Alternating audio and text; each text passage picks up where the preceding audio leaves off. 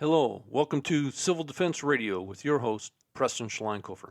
Today we rejoin part 2 of our interview with Jonathan Hollerman, author of Survival Theory, A Preparedness Guide.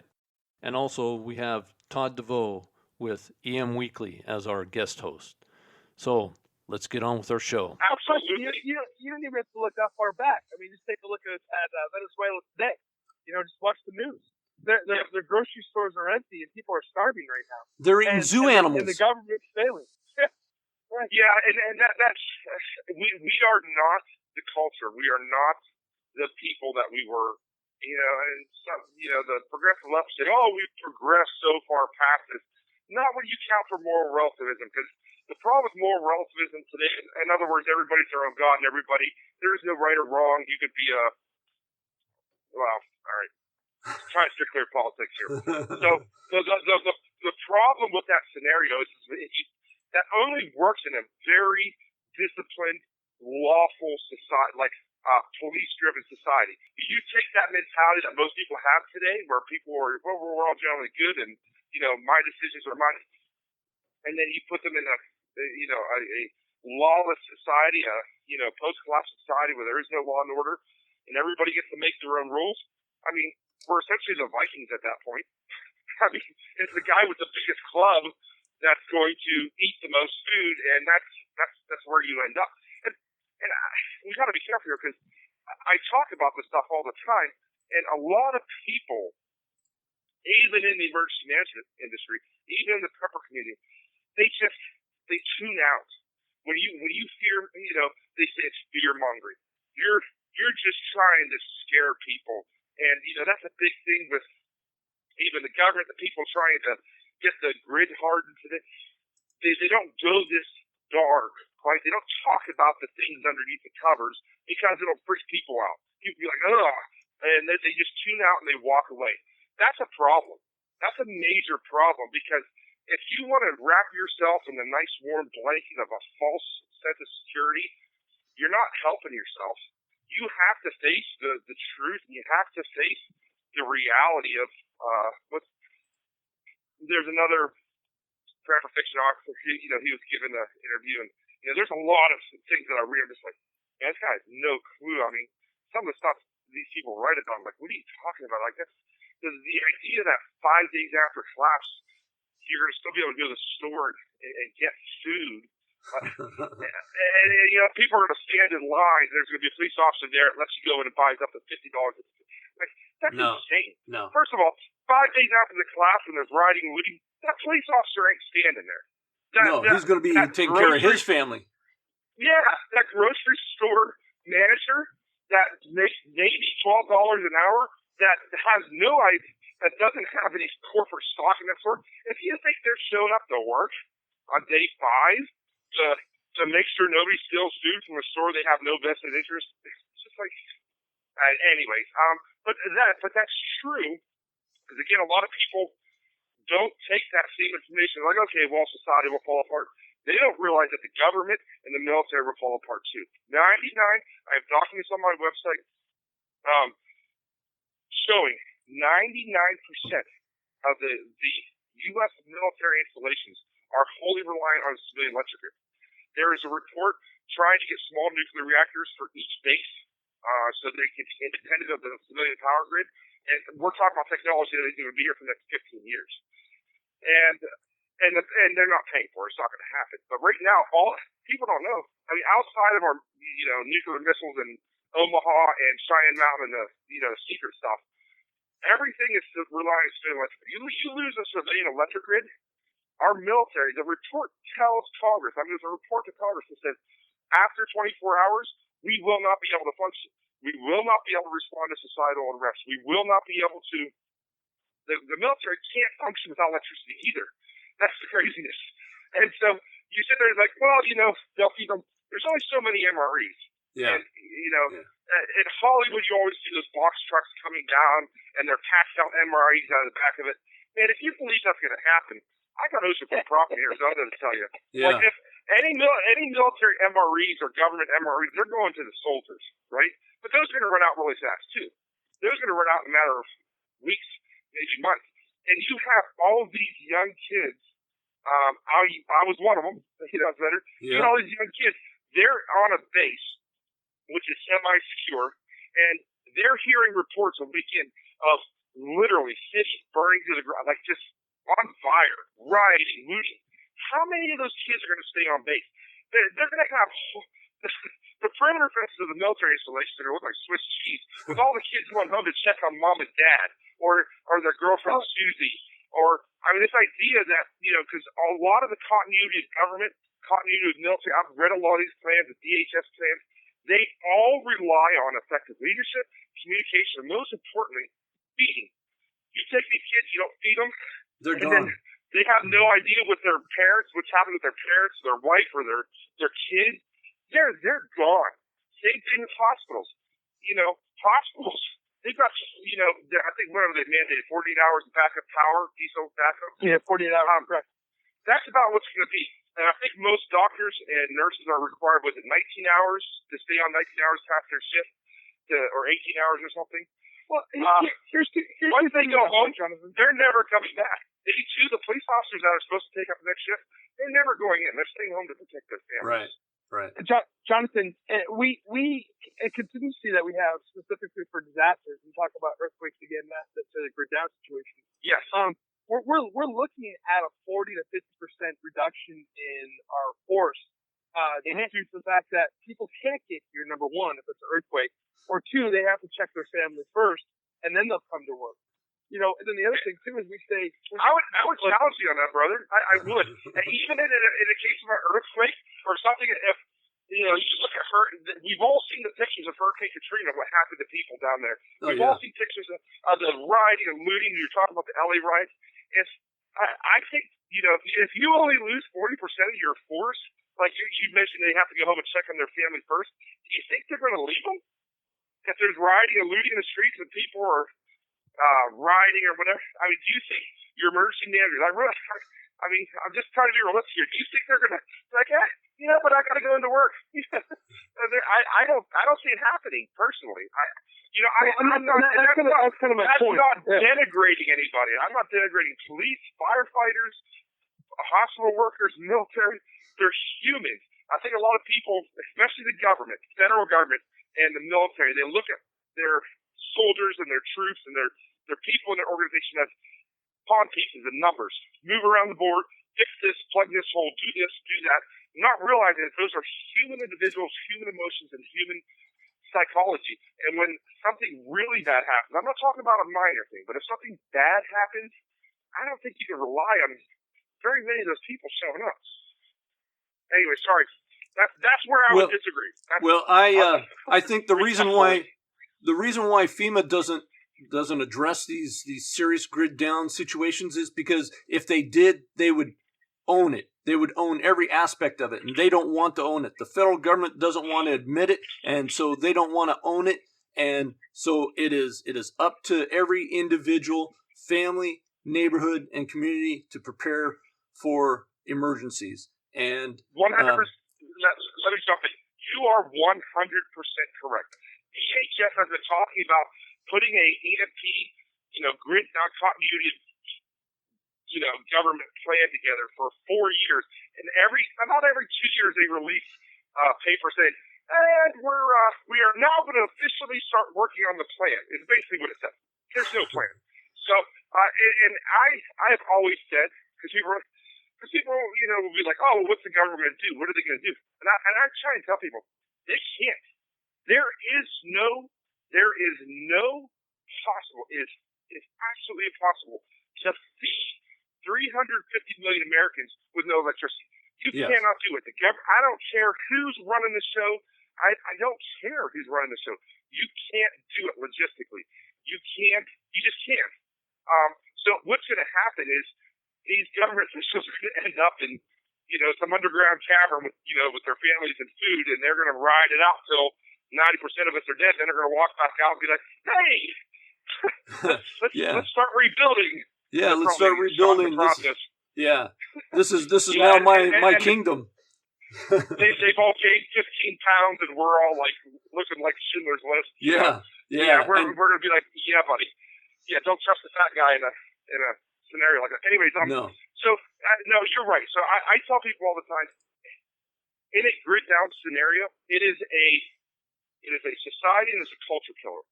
Don't expect the government to come and help you at all. And that's where I think the civil defense, emergency management, a lot of that is about management. It's about having that continuity government where you can talk to the guy above you, they can talk to the guy above them. You can get stuff, move resources around, make things work for your community and your organization.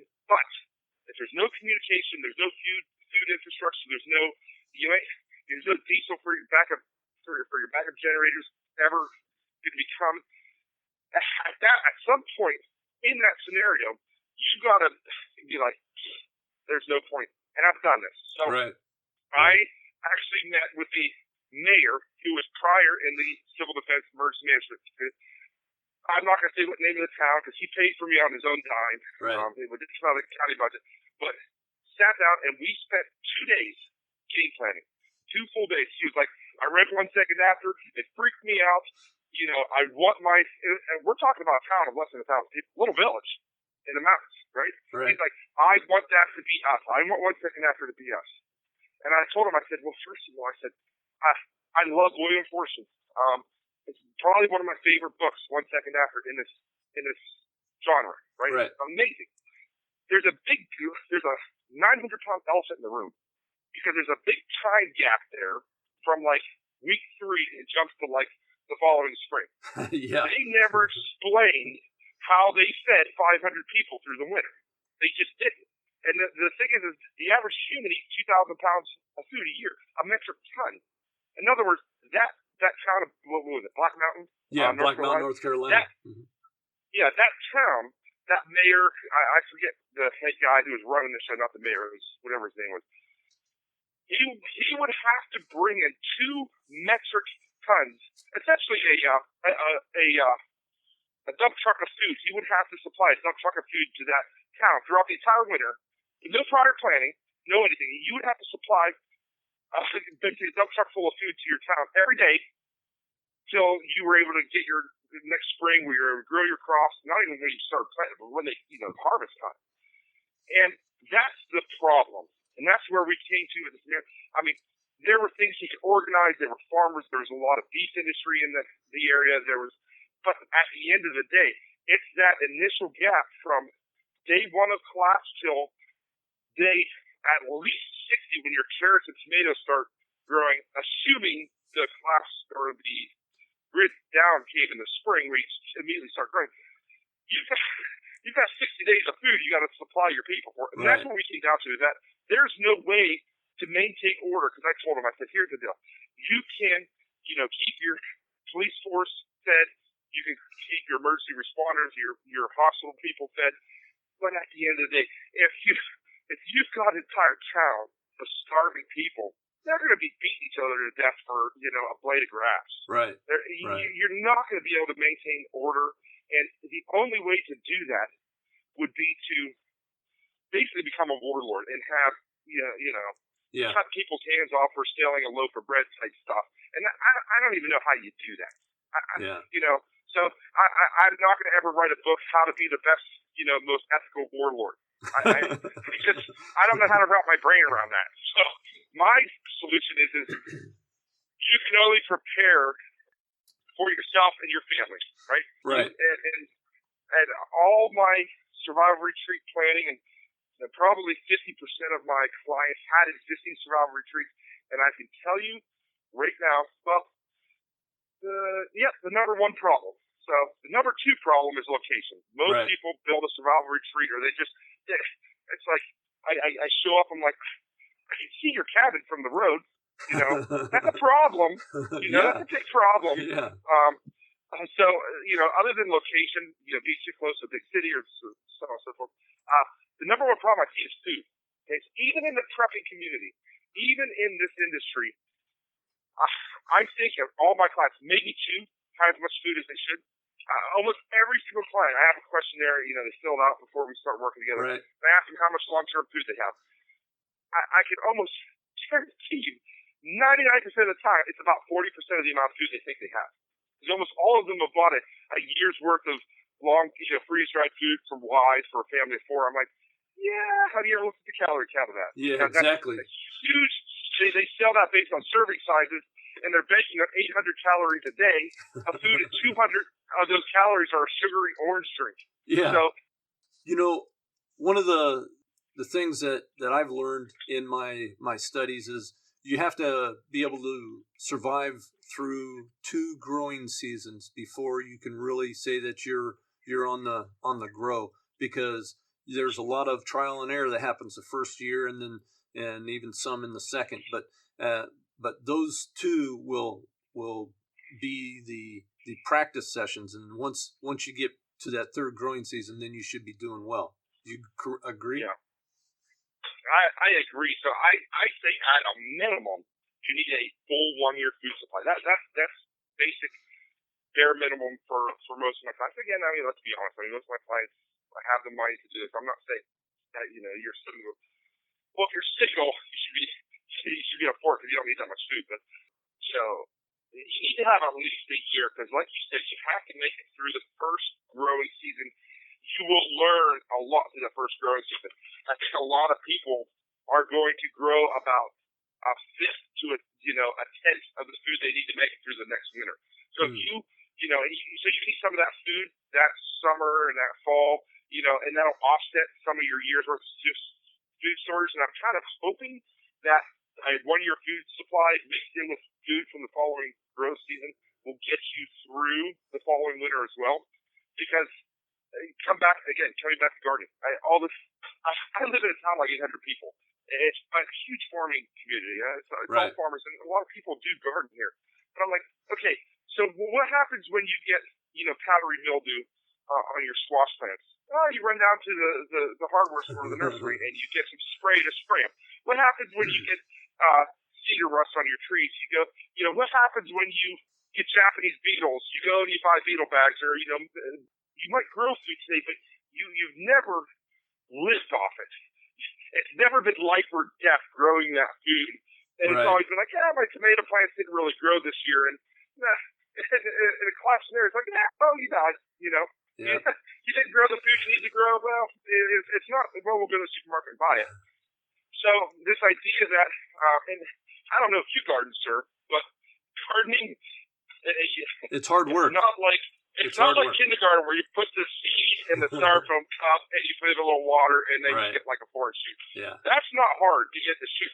It's to keep it alive for the summer is what's hard, especially when you don't have, watering systems. There's so many variables to grow your own food. And even the farmers today, the farmers in this country, most of them, one, they have modern tractors that may or may not work. They may not have the gas to power it for very long.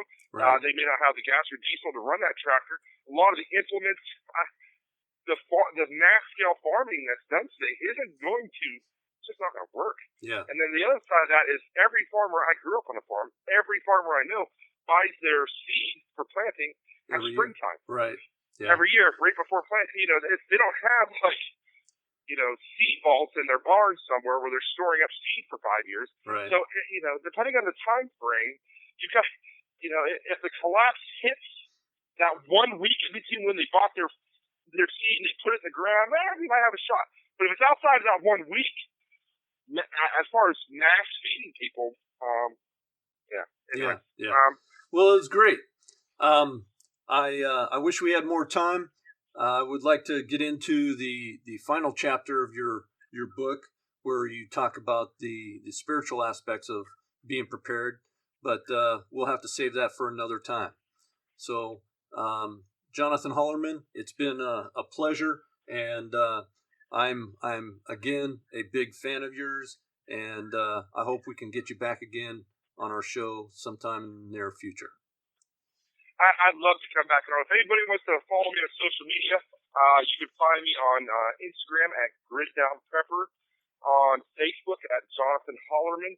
My website is griddownconsulting.com, and I've got all the information on my books and my biography, and I got a small store there and some other information, as well as I have the first 4 chapters of my book, Survival Theory, on my website, all the research section where you can go through there, and as you read through, you can click on the links and you actually see the supporting documents I talked about. in my book. So the last thing would be everybody jump on Amazon, go out and buy my book. It's called Survival. It's called Survival Theory: A Preparedness Guide: How to Survive the End of the World on a Budget. I also have a fictional series called EMP, Equipping Modern Patriots, and I'm going to give a free plug for this gentleman, Selko Petovich. Again, I don't know him from Adam, never spoken to him, but I'm only halfway through his book, but it is required reading for anybody's industry. It's called The Dark Secrets of SHTF Survival by Selko Petovich. So, hey, I really appreciate you having me on today, Preston, and thanks for letting me plug myself at the end there, and I'll be happy to come back. Great. Well, thank you. That was Jonathan Hollerman, author of Survival Theory, a preparedness guide, available on Amazon. I really appreciate you guys listening to the show today. As always, be safe, be informed, be prepared, and may God bless you until next time. Thank you. Goodbye.